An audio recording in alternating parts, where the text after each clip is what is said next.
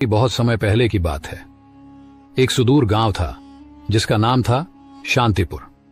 ये गांव पहाड़ों और घने जंगलों से घिरा हुआ था। यहाँ के लोग सीधे सादे थे, खेतीबाड़ी करके जीवन यापन करते थे। हालांकि गांव का नाम शांतिपुर था, लेकिन वहां की गलियों में शांति कम और कड़वाहट ज्यादा थी। ये गांव अंधविश्वास और सामाजिक कुरीतियों में जकड़ा हुआ था। इसी गांव में रहती थी एक स्त्री जिसका नाम था सुमित्रा। सुमित्रा एक विधवा थी। उसके पति की मृत्यु हुए 3 वर्ष बीत चुके थे। जब उसके पति हरिप्रसाद की बीमारी से मौत हुई, तब से उसके जीवन में सिवाय आंसुओं और तानों के कुछ भी नहीं बचा था। हरिप्रसाद गांव के एक साधारण किसान थे। उनका घर छोटा सा था, मगर उसमें सुमित्रा के साथ उनका प्यार और आपसी समझदारी बसती थी। मगर जैसे ही हरिप्रसाद की मृत्यु हुई, सुमित्रा का संसार अंधकार में डूब गया। गांव वाले उसे एक अशुभ स्त्री मानने लगे। गांव की औरतें उसके साथ उठने बैठने से कतराती। पुरुष उसे तानों और अपमान से नवाजते। बच्चों को कहा जाता कि सुमित्रा के घर के पास भी न जाए। हर सुबह जब सुमित्रा गांव के कुएं पर पानी भरने जाती, तो औरतें आपस में फुसफुसाती, देखो ये अभागन आ गई। जिसके पांव जहां पड़ जाते हैं, वहां कुछ अशुभ ही होता है। सुमित्रा ने कई बार इन तानों को अनसुना करने की कोशिश की, मगर उनकी बातों के कांटे उसके दिल को चीरते रहे। रातें उसके लिए और भी कठिन होती। जब पूरा गांव गहरी नींद में सो जाता, सुमित्रा आंगन में बैठकर आसमान की ओर देखती। चांद की चांदनी उसकी आंखों में आंसू भर देती। वह अक्सर अपने पति की तस्वीर के आगे दीप जलाकर रोती और भगवान से पूछती, आखिर मैंने कौन सा पाप किया है जो मेरा जीवन इस तरह नर्क बन गया। कई बार उसने गांव छोड़कर जाने की भी सोची, मगर कहां जाती। उसके माता पिता बहुत पहले ही चल बसे थे। भाई बहनों ने उसके विधवा होते ही मुंह फेर लिया। एक दिन जब सुमित्रा अपनी टूटी फूटी झोपड़ी के बाहर बैठी थी, तभी उसने देखा कि गांव के बाहर वाले रास्ते पर 3 साधु चले आ रहे हैं। वे सफेद दाढ़ी वाले, भगवा वस्त्र पहने हुए थे। उनके चेहरे पर तेज था, मगर आंखों में एक अजीब सा रहस्य झलक रहा था। गांव वालों ने उन साधुओं को देखते ही उनके चारों ओर घेरा बना लिया। सभी ने उनके पांव छुए और आशीर्वाद मांगा। गांव के मुखिया ने साधुओं से विनती की, महाराज कृपया हमारे गांव में कुछ दिन रुकें, हमें आपका आशीर्वाद चाहिए। साधुओं ने गांव में रुकने के लिए हामी भर दी, लेकिन फिर उनकी नजर सुमित्रा पर पड़ी। उनमें से सबसे वृद्ध साधु ने सुमित्रा को देखते ही कहा, यह स्त्री दुख से घिरी है, मगर इसके भाग्य में कुछ अनोखा लिखा है। गांव वाले यह सुनकर चौंक गए। उन्हें विश्वास नहीं हो रहा था कि वही सुमित्रा, जिसे वे अशुभ मानते थे, उसके भाग्य में कुछ खास हो सकता है। सुमित्रा खुद भी हैरान थी। उसके मन में सवाल उठे, आखिर ये साधु कौन है और मेरे भाग्य के बारे में ऐसा क्यों कह रहे हैं। तीनों साधु गांव के बीचों बीच स्थित एक पुराने मंदिर में ठहरे। यह मंदिर वर्षों से वीरान पड़ा था, मगर साधुओं के आते ही वहां रौनक लौट आई। गांव वाले उन्हें देखने के लिए रोज वहां पहुंचते और उनके प्रवचनों को सुनते। सुमित्रा भी मंदिर के बाहर खड़ी होकर साधुओं की बातें सुनती, लेकिन गांव के लोग उसे भीतर जाने नहीं देते थे। एक दिन जब सभी लोग प्रवचन सुन रहे थे, तब सबसे वृद्ध साधु ने कहा, हर व्यक्ति के जीवन में दुख आते हैं, लेकिन केवल वही व्यक्ति अपने भाग्य को बदल सकता है जो अपने भीतर छिपे रहस्य को पहचान ले। सुमित्रा को यह सुनकर अजीब लगा। वह सोचने लगी, क्या मैं अपने दुख को दूर कर सकती हूं? क्या मैं भी अपने भाग्य को बदल सकती हूं? 3 साधु कौन थे? तीनों साधु साधारण व्यक्ति नहीं थे। उनकी आंखों में गहरी समझ थी और उनके शब्दों में अपार शक्ति। 1 पहले साधु का नाम था ज्ञानानंद। वे आध्यात्मिक ज्ञान के ज्ञाता थे। उनका कहना था कि दुनिया में कोई भी दुख तब तक समाप्त नहीं हो सकता जब तक मनुष्य स्वयं को नहीं पहचान लेता। 2 दूसरे साधु का नाम था कर्मानंद। वे कर्म के सिद्धांत को मानते थे। उनका कहना था कि भाग्य से बड़ा केवल कर्म होता है। यदि किसी का जीवन अंधकारमय है, तो उसे केवल अपने कर्मों से ही रोशनी में बदला जा सकता है। 3 तीसरे साधु का नाम था ध्यानानंद। वे साधना और ध्यान के मार्ग पर चलते थे। उनका कहना था कि आत्मा को शांत करके, मन को नियंत्रित करके कोई भी व्यक्ति अपने दुखों से मुक्ति पा सकता है। रात के समय जब गांव वाले अपने घर चले गए, तो सुमित्रा मंदिर के पास आई। उसे विश्वास नहीं हो रहा था कि तीनों साधु सच में उससे मिलना चाहते हैं। जैसे ही वह मंदिर के अंदर पहुंची, तीनों साधु उसकी ओर देखने लगे। कुछ देर तक कोई कुछ नहीं बोला। फिर ज्ञानानंद बोले, तुम हमें क्यों ढूंढ रही हो पुत्री? सुमित्रा कांपते हुए बोली, मुझे कुछ समझ नहीं आता। मैं बस यह जानना चाहती हूं कि मेरे जीवन में इतना दुहक क्यों है। मैंने किसी का क्या बिगाड़ा है? तीनों साधु मुस्कुराए। कर्मानंद ने कहा, दुनिया में कोई भी दुख बिना कारण नहीं आता।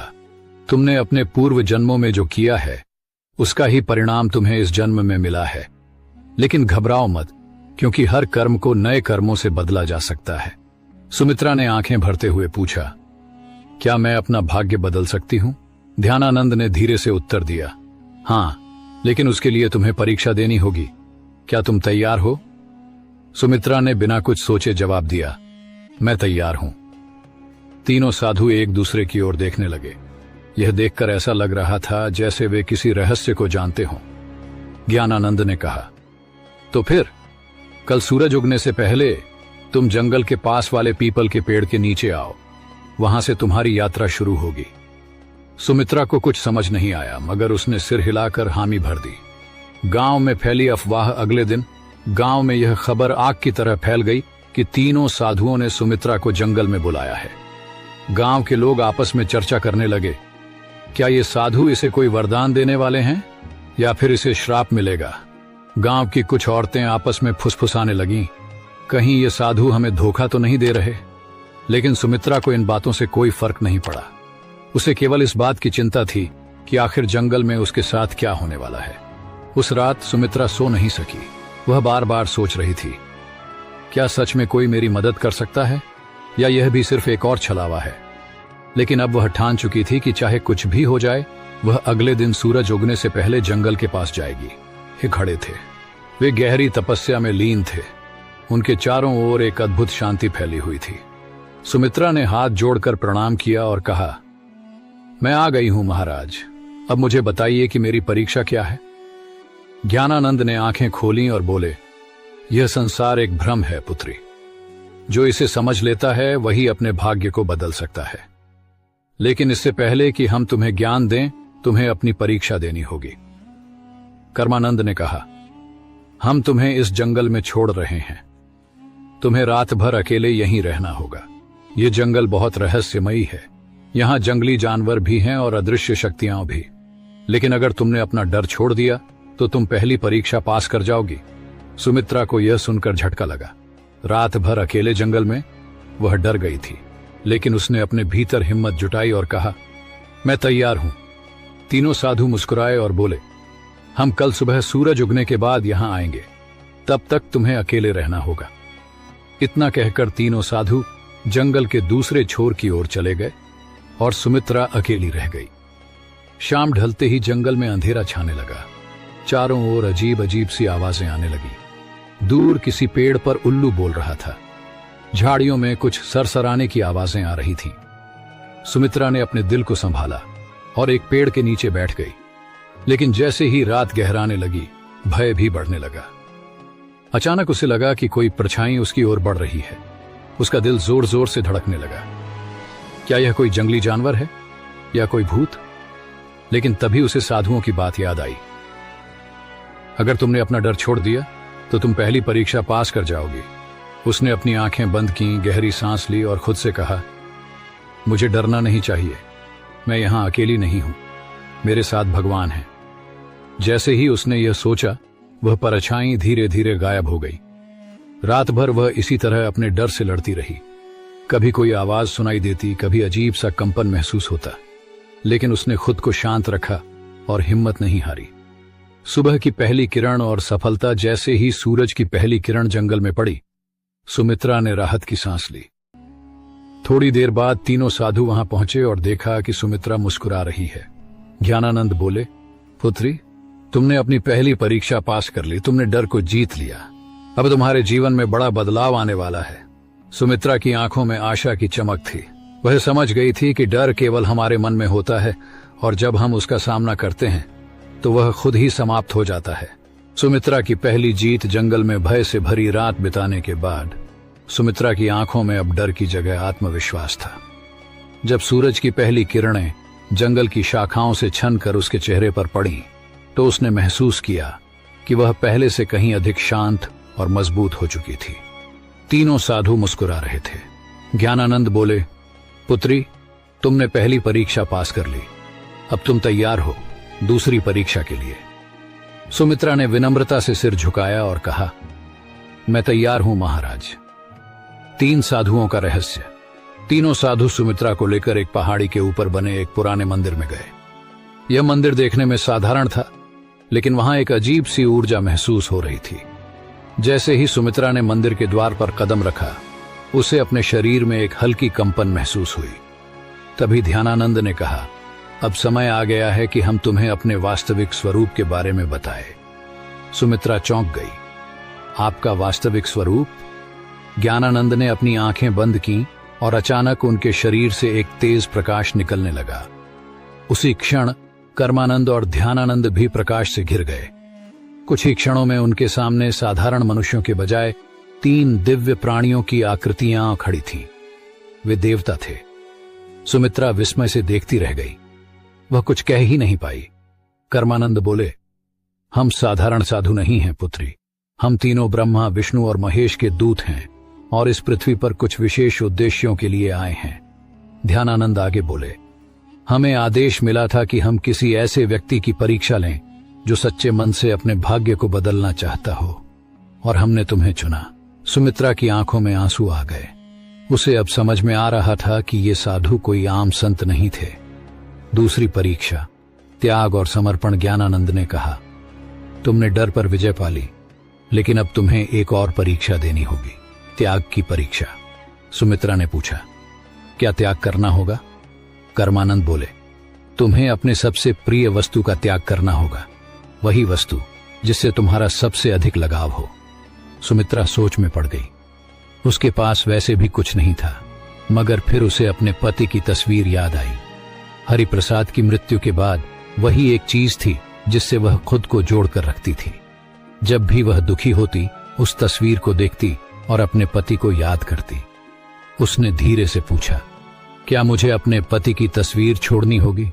ध्यानानंद बोले, अगर वही तुम्हारी सबसे प्रिय वस्तु है तो हां, लेकिन याद रखो, सच्चा त्याग तभी होता है जब वह स्वेच्छा से किया जाए। अगर तुम इस परीक्षा के लिए तैयार नहीं हो तो हम तुम्हें बाध्य नहीं करेंगे। सुमित्रा के मन में संघर्ष शुरू हो गया। क्या वह अपने पति की अंतिम निशानी को छोड़ सकती है? उसने कुछ देर सोचा और फिर कहा, अगर मेरे जीवन को बदलने के लिए यह आवश्यक है तो मैं तैयार हूं। तीनों साधु मुस्कुरा उठे। तो जाओ और अपनी सबसे प्रिय वस्तु को गांव के तालाब में प्रवाहित कर दो।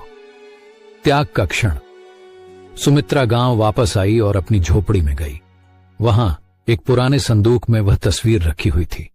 उसने कांपते हाथों से उसे उठाया और तालाब की ओर चल पड़ी। गांव के कुछ लोग उसे ऐसा करते देख रहे थे।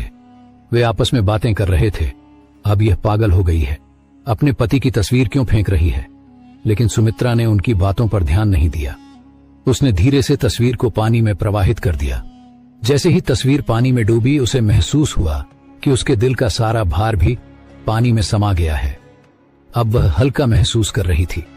दूसरी परीक्षा सफल। जैसे ही वह वापस जंगल में पहुंची, तीनों साधु वहां खड़े थे। ज्ञानानंद बोले, पुत्री, तुमने त्याग की परीक्षा भी पास कर ली। अब तुम उस बंधन से मुक्त हो चुकी हो जो तुम्हें अतीत से जोड़कर रखता था। सुमित्रा को अब सच में लगने लगा कि उसका जीवन बदल रहा है। ध्यानानंद बोले, अब तुम्हारी अंतिम और सबसे कठिन परीक्षा बाकी है। सुमित्रा ने सिर झुका लिया। मैं तैयार हूं महाराज। तीसरी और सबसे कठिन परीक्षा। सुमित्रा ने भय और त्याग की परीक्षा पास कर ली थी। अब वह पहले से कहीं अधिक मजबूत और आत्मविश्वासी महसूस कर रही थी, लेकिन उसे नहीं पता था कि उसकी सबसे कठिन परीक्षा अभी बाकी थी। तीनों साधु मंदिर के भीतर खड़े थे। जब सुमित्रा वहां पहुंची तो ज्ञानानंद ने गंभीर स्वर में कहा, पुत्री, अब तुम्हारी अंतिम परीक्षा का समय आ गया है। सुमित्रा ने सिर झुकाकर कहा, मैं तैयार हूं महाराज। ध्यानानंद बोले, यह परीक्षा तुम्हारी आत्मा की परीक्षा है। तुम्हें यह सिद्ध करना होगा कि तुम केवल अपने लिए नहीं बल्कि दूसरों के लिए भी जी सकती हो। सुमित्रा ने आश्चर्य से पूछा, मुझे क्या करना होगा? कर्मानंद ने कहा, गांव में एक वृद्ध महिला रहती है जिसका कोई सहारा नहीं है। वह भूखी और बीमार है। तुम्हें अपना सारा भोजन और अपनी झोपड़ी उसे देनी होगी, और फिर तुम्हें जंगल में जाकर 7 दिन तक ध्यान करना होगा, बिना भोजन और पानी के। यह सुनकर सुमित्रा स्तब्ध रह गई। अपना घर और भोजन छोड़ दूं और फिर 7 दिन बिना कुछ खाए पिए ध्यान करूं? यह परीक्षा किसी भी अन्य परीक्षा से अधिक कठिन थी। मन का संघर्ष सुमित्रा की आंखों के सामने उसकी झोपड़ी का दृश्य आ गया। यह घर उसका अंतिम सहारा था। अगर उसने इसे छोड़ दिया तो वह कहां जाएगी? लेकिन फिर उसे साधुओं की बातें याद आईं। अगर तुमने यह परीक्षा पास कर ली तो तुम्हारा जीवन पूरी तरह बदल जाएगा। सुमित्रा ने अपने भीतर झांका और फैसला किया, ठीक है महाराज, मैं यह करने के लिए तैयार हूं।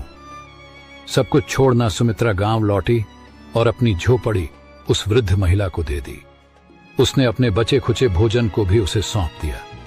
गांव के लोग यह देखकर हैरान थे। ये क्या कर रही है? अपना सब कुछ क्यों छोड़ रही है? लेकिन सुमित्रा ने किसी की बातों पर ध्यान नहीं दिया। वह सीधा जंगल की ओर बढ़ गई, जहां उसे 7 दिन तक ध्यान करना था। 7 दिन का कठिन ध्यान पहला दिन बीता और सुमित्रा को बहुत भूख लगी, लेकिन उसने अपनी चेतना को भटकने नहीं दिया।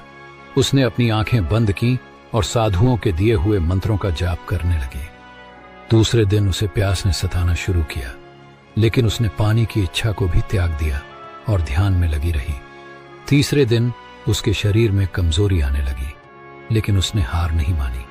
चौथे दिन उसे लगा कि वह अब और नहीं सह पाएगी, लेकिन तभी उसे साधुओं की बातें याद आईं। सच्ची शक्ति शरीर में नहीं, मन में होती है। 5वें और 6ठे दिन वह पूरी तरह ध्यान में डूब गई थी। अब उसे भूख प्यास महसूस ही नहीं हो रही थी। 7वें दिन जब सूरज उगा तो कुछ अद्भुत हुआ।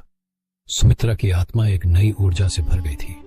उसे महसूस हो रहा था जैसे वह एक साधारण स्त्री नहीं रही, बल्कि एक दिव्य शक्ति से जुड़ चुकी है।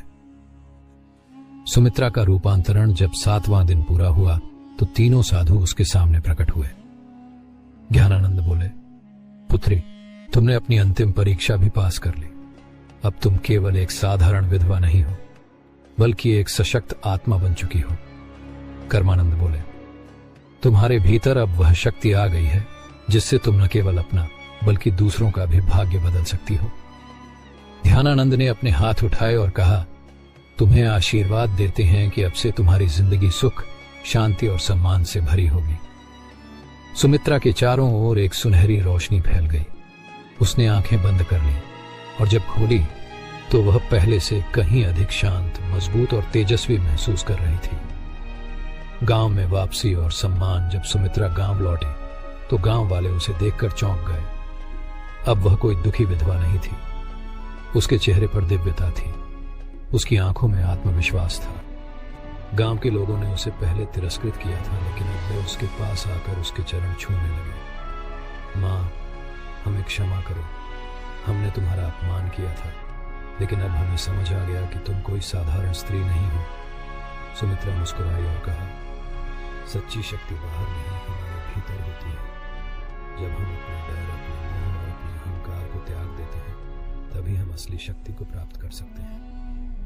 गांव वालों ने उसे गांव की सम्माननीय महिला घोषित कर दिया। अब वह पूरे गांव की मार्गदर्शक बन गई थी। 3 साधुओं का आशीर्वाद और विदाई। तीनों साधु फिर से उसके सामने प्रकट हुए। ज्ञानानंद बोले, हमारा कार्य पूरा हुआ, अब हमें वापस जाना होगा।